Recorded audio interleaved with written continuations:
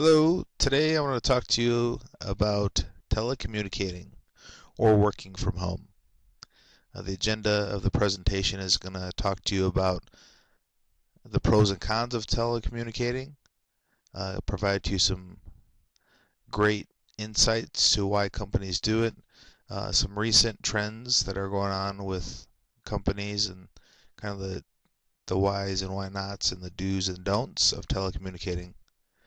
Also talk to you about the definition of it, basically what is it, and also provide you some insight from my own personal reactions to telecommunicating. So what is telecommunicating or working from home? Well, entrepreneur.com, their definition is this: the practice of working from home for a business and communicating through the use of a personal computer equipped with modem and communications software. Pretty simple. You work from home, you do otherwise what you do in the office, but you do it from home.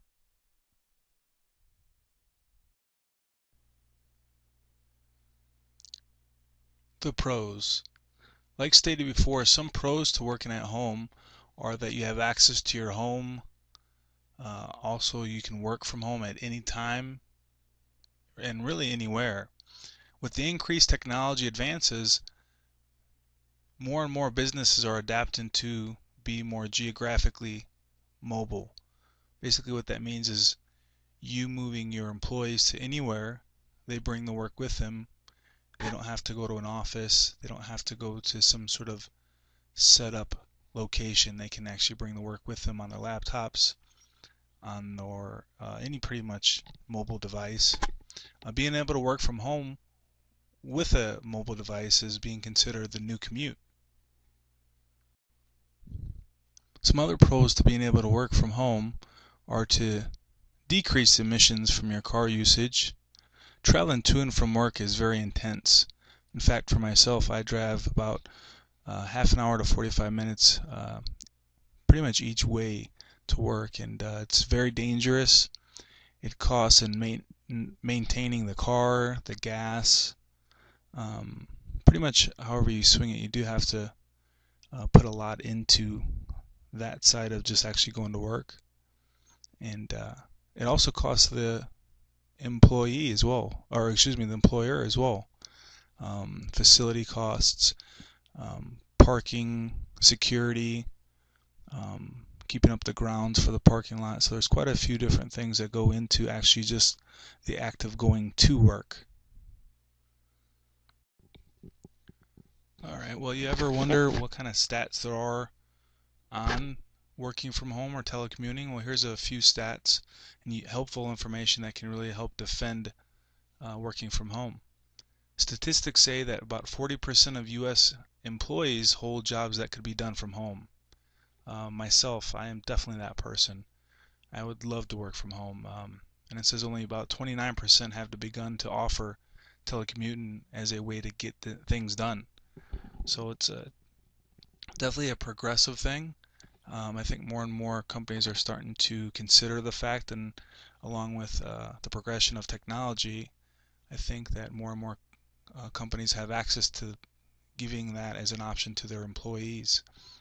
Missing work, you know, higher morale can lead to decreased missed days. If your employers really enjoy going to work, doing the things that you ask them to do, well, they're not going to miss days. So that increases productivity, increases the bottom line for the company, for the shareholders, everybody involved.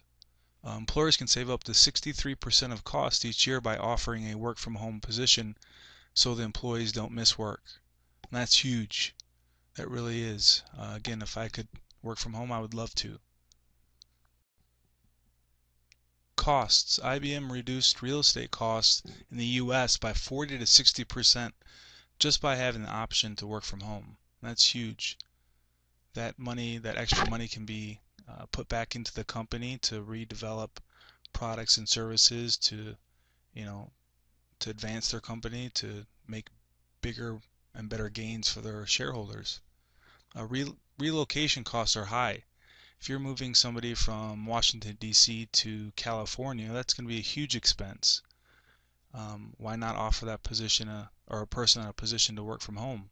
They can stay in their location, they can commute it if they needed to, and everybody saves in the end.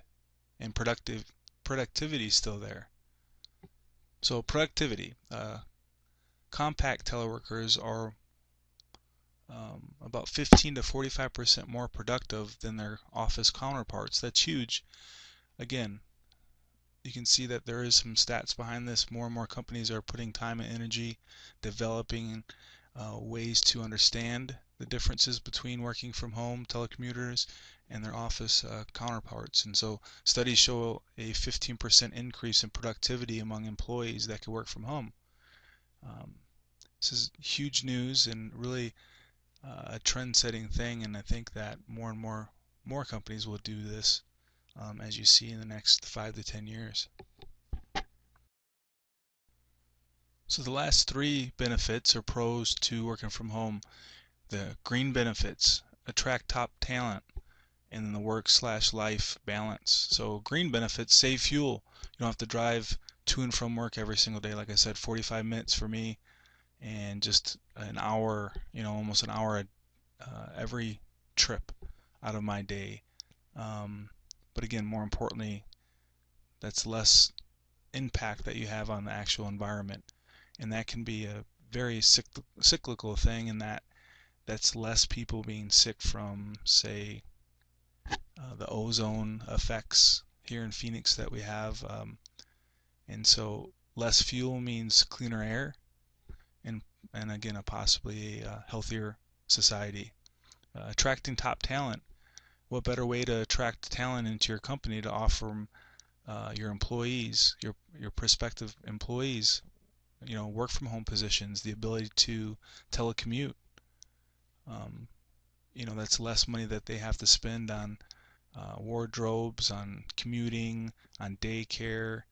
So there's quite an advantage to companies that do provide this, and again, that's why you'll see more and more companies in the next 5 to 10 years really offer this as an option to recruit the top talent.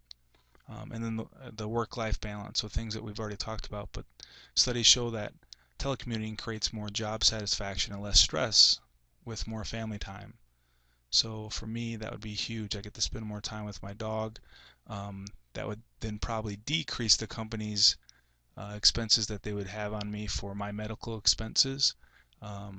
Me happier means less time being sick, less time at the doctor's office. I'm moving around when I want to at home, taking the dog for walks, working out, being a little bit more mobile. So it's definitely a win-win situation for both the employer and the employee. So that was my presentation, the pros of telecommuting. Here's actually another presentation from the Minute MBA on why they feel that telecommuting is a great thing. Telecommuting is good for you and good for business. When 5 months pregnant, Marissa Meyer accepted the position of CEO of Yahoo, family-oriented employees everywhere were hoping her hiring would kick off a work-life balance revolution. However, her recent ban on telecommuting seems like a big step back in time. While Meyer has her reasons, many experts agree that telecommuting is actually good for business. Here are a handful of the benefits Yahoo will be missing out on by disallowing telecommuting. 1. Increased productivity. One Stanford study shows call center employees increase their productivity 13% when allowed to work from home. A study from University of Texas Austin shows telecommuters work 5 to 7 hours more than their in-office counterparts. While it's easy to think there are too many distractions for employees working from home, the truth is quite the contrary. 2. Reduced turnover. The cost of turnover is relative to each company, but always considerable. By allowing telecommuting, employees will be happier and therefore less likely to quit. Studies show 73% of telecommuters reported being happy with their employer compared to just 64% of commuters. Allowing employees to telecommute isn't just about working in pajamas. It shows employees that their managers trust them, boosting esteem and motivation. 3. Improved morale, reduced stress. Americans hate driving to work, and telecommuting reduces employees' need to spend money on expensive clothes, fuel, and more. Plus, there's less stress in preparing for a day of work from home. A study from Pennsylvania State University shows telecommuters are regularly less stressed and happier than people working in office. 4. Saving the world. Alright, saving the world is a tall order, but the Consumer Electronics Association did a study that showed telecommuting saves enough energy to power 1 million homes in the United States for an entire year, making telecommuting just another way businesses can reduce their carbon footprint. To watch The cons.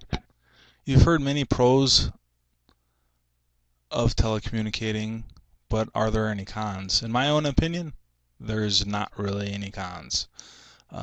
But each to their own. However, there are some companies and researchers that are indicating maybe work from home or telecommuting is not really for them or for their job descriptions for certain positions within their company. And that could be true. In any case, previously mentioned Yahoo and the CEO, they found that to be true, that not every position that they had a work from home or telecommuting opportunity wasn't actually effective as some of the stats that you previously saw. So they're actually detracting some of those positions and bringing them back to the office. And so is that going to be a future trend? I don't think so. So there'll be some debate going back and forth about what the information means, what kind of variables involved. So I think until everything is laid out on really more of a bigger, grand scale of things, I think less companies are going to move, at least smaller companies are going to move forward to offer telecommuting, just because they're not sure of the actual results. But that doesn't mean that it won't expand and grow, tenfold from where we're at today.